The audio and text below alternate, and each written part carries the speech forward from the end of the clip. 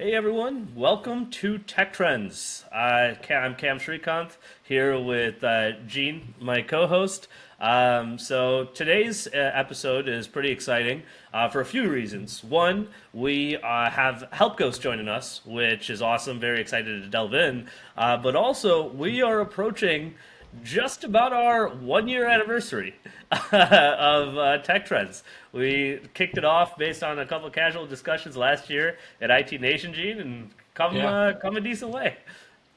yeah. I think we got a little bit more to go. I think there's some improvements we're working on. So I appreciate you, Cam, for sticking with it. We got some good interviews in last week at IT Nation, which was super fun, and are going to look at broadening our topic besides tools, just talking about some other things that are happening in the industry. So I'm excited for some forthcoming releases that we have, and certainly for today as well. Yeah, absolutely. So today we've got Jamie and Andrew from Help Ghost, right? If you guys want to introduce yourselves a little bit, just kind of what you do at Help Ghost, what your roles are, and then we can kick it off from there.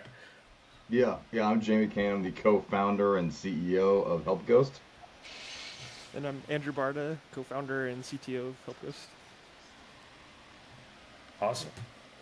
So before we kind of delve into Help Ghost, right? So would love to hear a little bit more about you guys, right? What's your background? How'd you come to be a part of Help Ghost? And what were you doing before that that really led you to Help Ghost and to starting and founding Help Ghost? Yeah, so my background is SaaS, so I come from the SaaS sales world, non-technical at all. I can speak a little bit to it. Andrew is our full technical, everything engineering, everything coding falls on Andrew's shoulders, so very grateful for him in that department. But yeah, so basically HelpGhost came about because of my background in SaaS. I worked for some unicorn organizations. I worked for several startups as well, and consistently support was always an issue in sales, especially in the SaaS environment. If someone cancels because of customer support, it comes back on you and out of your paycheck. It's a clawback, which was always very difficult when you feel like you've done everything right to set up a clean deal, and then support would kind of ruin it, frankly, and it would hurt you literally monetarily because of something that you couldn't control, And I remember thinking to myself, I was like, there's, and this was when AI and ChatGPT started to like really become in the public sphere. Obviously, like machine learning, that stuff's been around for a while, but like the open AI thing, the ChatGPT had really just exploded. And I thought to myself, I wonder if there's a way that we could implement this and just automate like the tier one and tier two levels of support and these SaaS organizations, right? And long story short is that's where Help Go started, and we ran with that. And one of our early adopters was actually a PSA, and we it was pretty obvious that we needed to niche down, like we were serving like way too broadly, essentially. And our early adopters said, hey, like you should look at the MSP channel. It's awesome. We think they would need a solution like yours. And so I just went and started like validating with MSPs, started meeting with them, got introduced to a bunch of them, found out that I actually knew quite a bit of people in my network that had either worked for MSP or new MSPs, right? As you realize, like the MSP, like the entire SMB world, like, is run by MSPs as the backbone, which you don't know from coming from outside the channel until you get in. And long story short is like we saw very clearly that we could solve several core problems that were persisting through every MSP that we spoke to, and we made the decision that we wanted to niche and pivot and exclusively serve the MSP channel, not use it as a launch pad for anything else, not serve the MSP channel and then go and do something so we could build up our our goodwill or whatever have you. So we made that pivot and we saw quite a bit of traction pretty quickly, and so we knew it was the right decision. But more importantly, uh, like it was just I don't know if I can probably speak for Andrew and our team obviously, but man, we've really enjoyed working with them. It's like any other channel that I've ever been a part of, and I mean that sincerely. Like it's not transactional, it's very relationship based, it's very trust based, which I love, and it's very like word of mouth and all, and it makes it difficult from a sales perspective in a lot of ways. But from like just a perspective of life and enjoying my life a little bit better and not having to always be transactional like I have my past with SaaS sales, it's been an awesome change of pace, and to actually serve a community where we know we're solving problems has been it's been great, man. So yeah. Amazing, amazing. And you guys are general availability. Like, let's talk about, and also Andrew, like, are you MSP adjacent? Like, tell us a little bit about your story. Yeah, for sure. Yeah, I come from a SaaS background as well. I've worked a lot in fintech, a little bit in health tech. I did spend a little bit of time on the side helping with a MSP that was dental software focused. That didn't last too long until I started with Help Ghost, so didn't really get deep into the space. But yeah, bringing that SaaS experience into the MSP space has been really great too. I've seen a lot of the same things that Jamie saw. Like we're working with people worldwide, and like from the highest level people down to the lowest, like really down to earth people that are great to work with. I've definitely noticed a big difference in this industry. I don't know what makes it that way. Maybe it's being service oriented, but sure, it's been awesome. Cool. Yeah, it's really service driven. I think a lot of people decide to work for an MSP because they like helping people, right? And so that uh, I think that that's at the core of what made the MSP industry so incredible. With the start of peer groups and just people generally helping each other. It's a little bit different, and it's very concentrated as well. And I think that is part of the tightness of the community.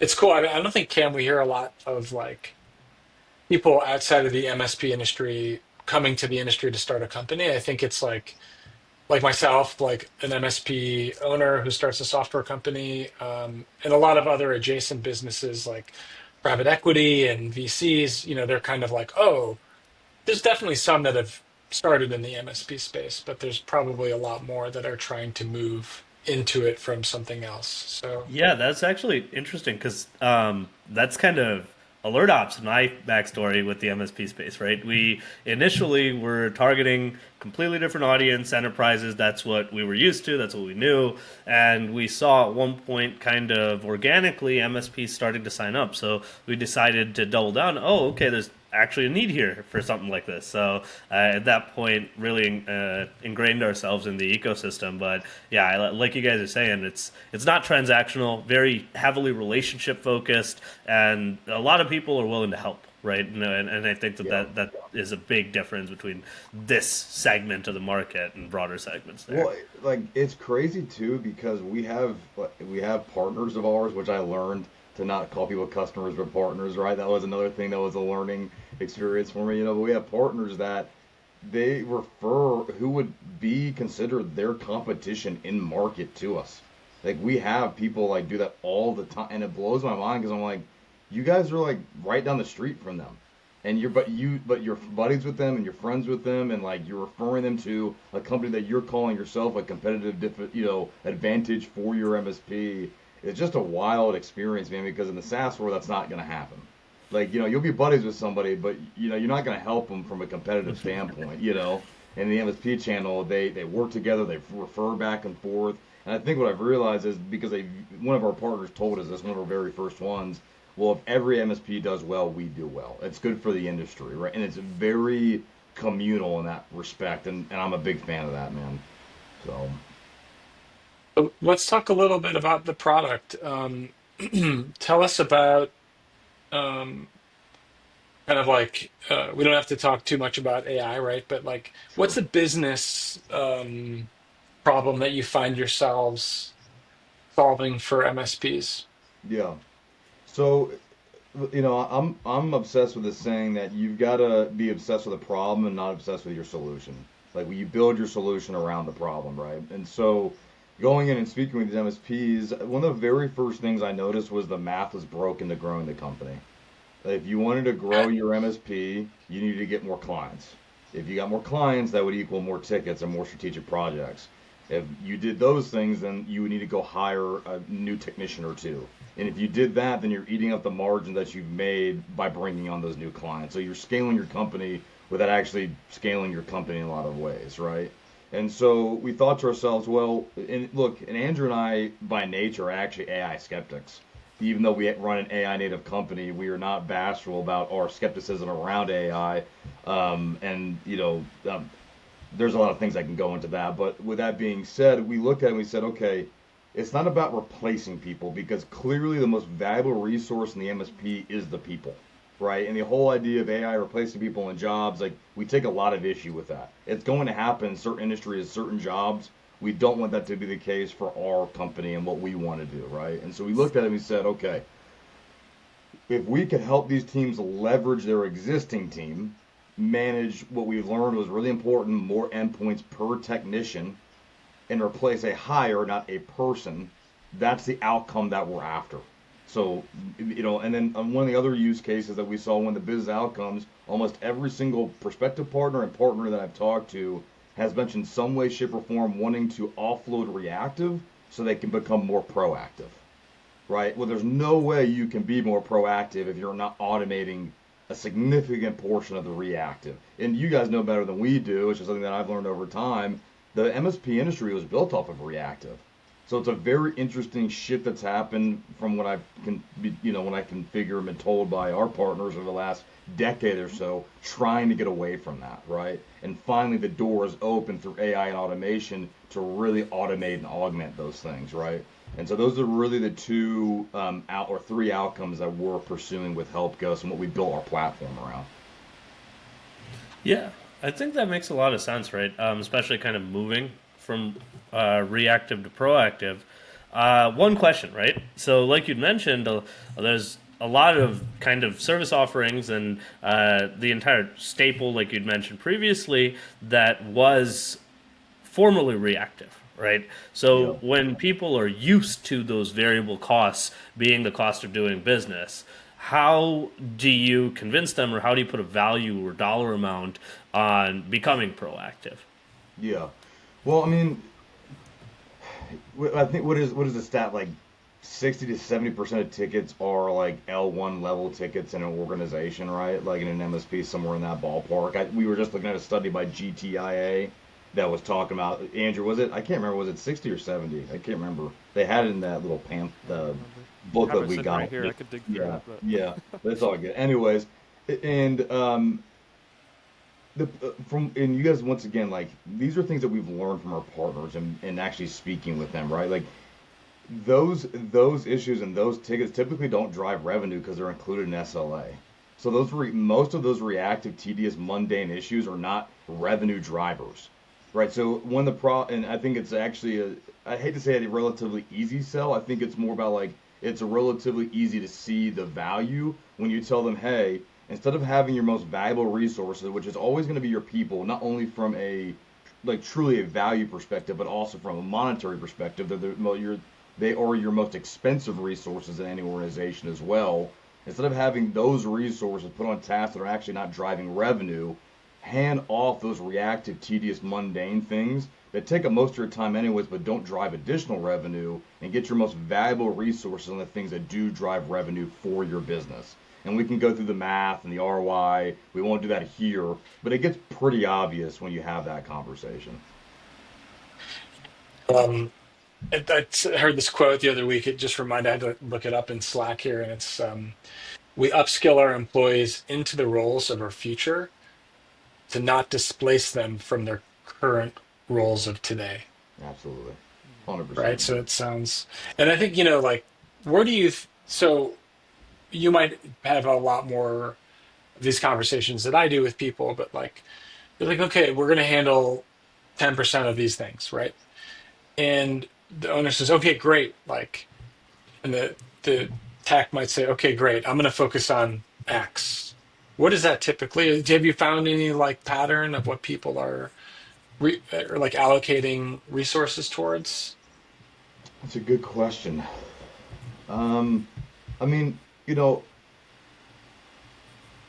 from their perspective, I mean, they always kind of go back to like, strategic billable projects, right? Like, I mean, at the end of the day, I mean, that's what's driving most of the revenue for the business, or what they would prefer to be driving most of the revenue for the business, right? So, I mean, I definitely think that that's one, and that can mean a lot of different things from a high level perspective. That's just one like our partners always seem to go back to is bill a project, strategic projects, right? That's a good question, Gene. I'd have to go back and look at that. I don't really know. I'll I say don't know if you have one an thought. answer, One thought Andrew. that comes to mind for me is I don't know if much of MSPs are doing this now in the industry, but a really hot term that was recently coined is the managed intelligence providers, Yeah, and yeah.